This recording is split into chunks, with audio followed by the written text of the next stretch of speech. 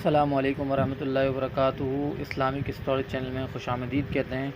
آئیے آج انشاءاللہ العزیز نماز میں خشوع اور خضوع کس طرح حاصل کیا جائے اور جلدی جلدی نماز پڑھنے کے نقصانات اور وعیدوں کو انشاءاللہ ہم سنیں گے۔ حضرت سیدنا عبد الرحمن بن شبل رضی اللہ عنہ فرماتے ہیں کہ نبی کریم صلی اللہ علیہ وسلم نے کوے کی سی ٹھونگ یعنی چونچ مارنے اور درندے کی طرح ہاتھ بچھانے سے نماز میں منع فرمایا، یعنی ساجد سجدہ کرنے والا سجدہ ایسی جلدی جلدی نہ کرے جیسے کوا زمین پر چونچ مار کر فوراً اٹھا لیتا ہے، اور سجدے میں کوہنیاں زمین سے نہ لگائے جیسے کتا بھیڑیا وغیرہ بیٹھتے وقت لگا لیتے ہیں۔ حضرت سیدنا ابو موسیٰ اشعری رضی اللہ عنہ سے روایت ہے کہ اللہ پاک کے پیارے رسول صلی اللہ علیہ وسلم نے ارشاد فرمایا، جو شخص رکوع پورے طور پر ادا نہیں کرتا اور سجدے میں ٹھونگے یعنی چونچیں مارتا ہے، اس کی مثال اس بھوکے سی ہے جو ایک یا دو کھجوریں کھائے تو یہ اس کی بھوک کو دور نہیں کر سکتی۔ حضرت سیدنا ابو ہریرہ رضی اللہ عنہ سے روایت ہے کہ ایک شخص مسجد میں آیا۔ رحمت عالم صلی اللہ علیہ وسلم مسجد کے ایک کونے میں جلوہ گر تھے۔ اس شخص نے نماز پڑھی اور حضور اکرم صلی اللہ علیہ وسلم کو سلام کیا۔ اس سے نبی کریم صلی اللہ علیہ وسلم نے فرمایا، لوٹ جاؤ، نماز پڑھو، تم نے نماز نہیں پڑھی۔ وہ لوٹ گیا، نماز پڑھی، پھر آیا، سلام کیا۔ آپ صلی اللہ علیہ وسلم نے فرمایا، وعلیکم السلام، لوٹ جاؤ، نماز پڑھو، تم نے نماز نہیں پڑھی۔ اس نے 2 بار یا اس کے بعد عرض کیا، یا رسول اللہ صلی اللہ علیہ وسلم، مجھے سکھا دیجئے۔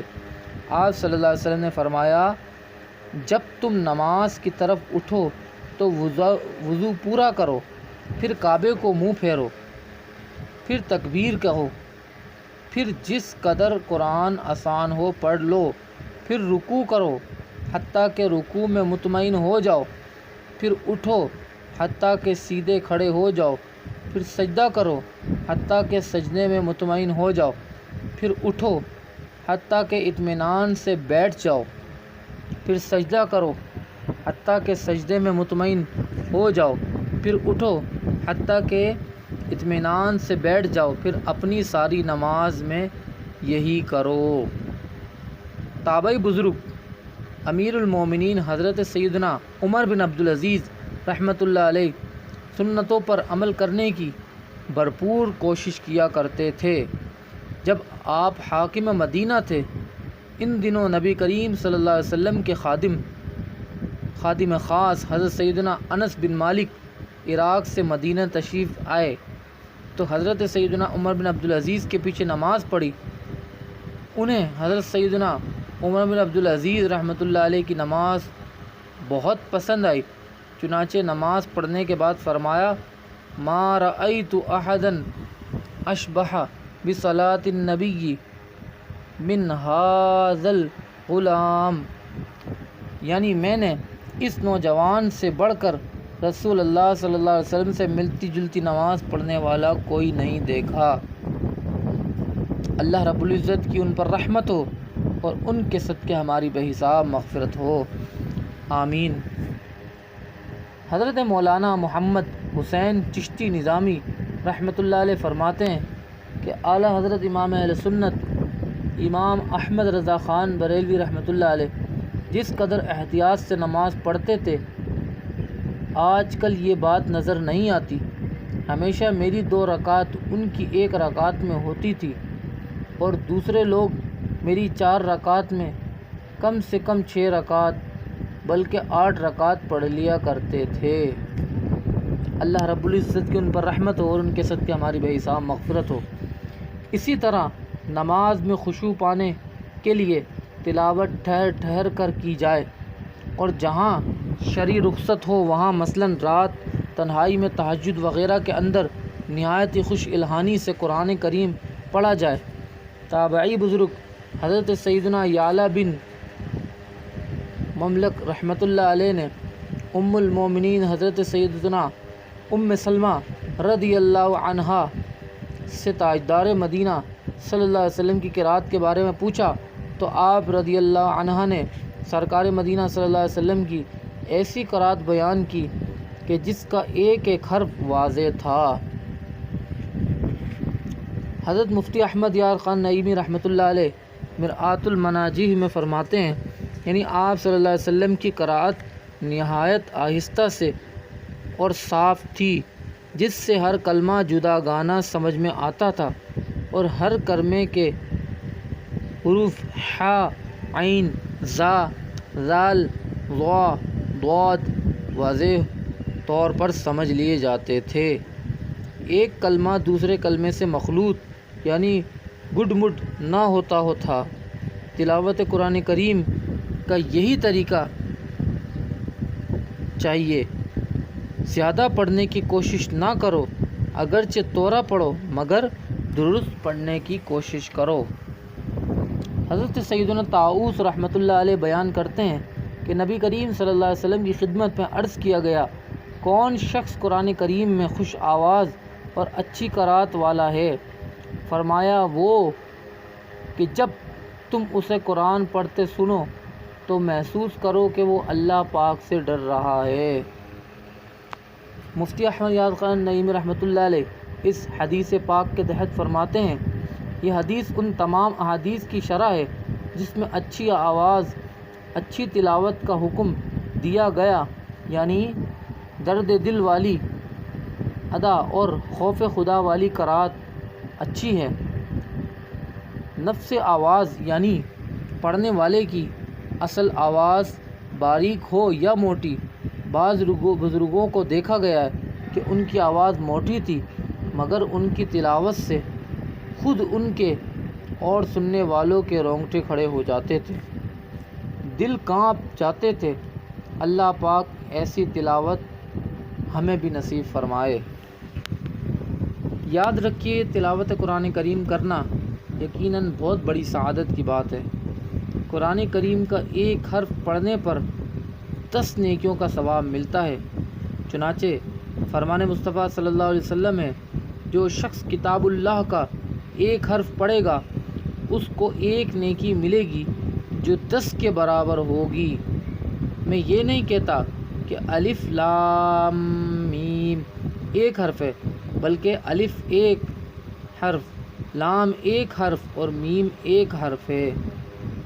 ام المومنین حضرت سیدنا علی المرتضیٰ رضی اللہ عنہ فرماتے ہیں کہ جو نماز میں کھڑے ہو کر قرآن کی تلاوت کرے تو اس کے لیے ہر حرف کے بدلے 100 نیکیاں ہیں، اور جو نماز میں بیٹھ کر تلاوت کرے اس کے لیے ہر حرف کے بدلے 50 نیکیاں ہیں، اور جو نماز کے علاوہ باوضو تلاوت کرے اس کے لیے 25 نیکیاں ہیں، اور جو بغیر وضو کے تلاوت کرے اس کے لیے 10 نیکیاں ہیں۔ اور رات کا قیام افضل ہے کیونکہ اس وقت دل زیادہ فارغ ہوتا ہے۔ بعض بھائیوں کو دیکھا گیا ہے کہ نہایت ہی تیز رفتاری سے قرآن کریم پڑھتے ہیں تاکہ زیادہ سے زیادہ تلاوت کی سعادت حاصل کر لیں، مگر دوران تلاوت قواعد و تجوید کی رعایت نہیں کرتے اور غلط سلط پڑھ جاتے ہیں۔ حالانکہ قرآن کریم کے حروف کی درست ادائیگی اور غلط پڑھنے سے بچا فرض عین ہے۔ چنانچہ اعلیٰ حضرت امام احمد رضا خان رحمۃ اللہ علیہ فرماتے ہیں، بلا شبہ اتنی تجوید جس سے تصحیح حروف ہوں، یعنی حروف درست ادا ہوں، اور غلط خوانی یعنی غلط پڑھنے سے بچے، ایسا کرنا فرض عین ہے۔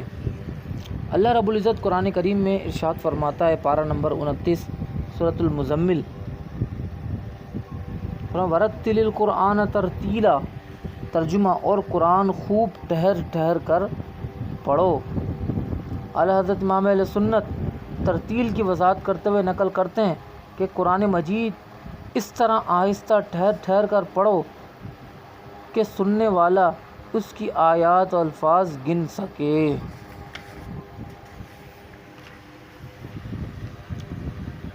تلاوت کی توفیق دے دے الہی، گناہوں کی ہو دور دل سے سیاہی۔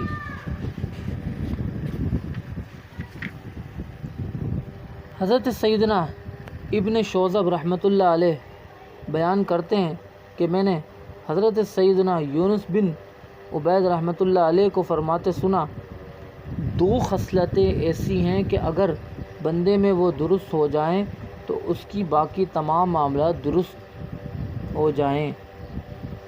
نمبر 1 زبان اور نمبر 2 نماز۔ دیکھا پیارے اسلامی بھائی، آپ نے سنا کہ قرآن کریم کی تلاوت کو سیکھنا کتنا ضروری ہے۔ یاد رکھیے، ایک مسئلہ سماعت فرما لیں کہ اگر نماز کے اندر قرآن کریم کی تلاوت درست نہ کی تو نماز بھی ہماری درست نہ ہوئی، کیونکہ یاد رکھیے تلاوت قرآن نماز کے اندر یہ نماز کی ایک شرط ہے، یعنی قراءت بھی نماز کی ایک شرط ہے، نماز کا ایک فرض ہے۔ تو یاد رکھیے نماز کا کوئی بھی فرض چھوٹنے پر یا فرض درست طریقے سے ادا نہ کرنے پر نماز فاسد یعنی ہوتی ہی نہیں۔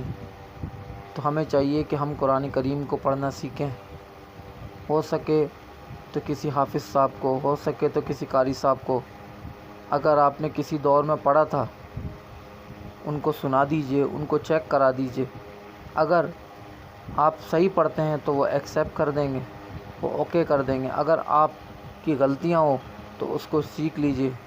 خدا را اپنی تلاوتوں کو درست کیجئے، کیونکہ تلاوتیں درست ہوں گی تو ہماری نمازیں درست ہوں گی۔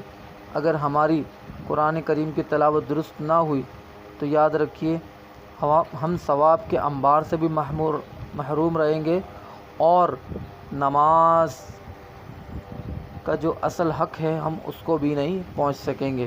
اللہ رب العزت سے دعا ہے کہ ہمیں صحیح طریقے سے جس طرح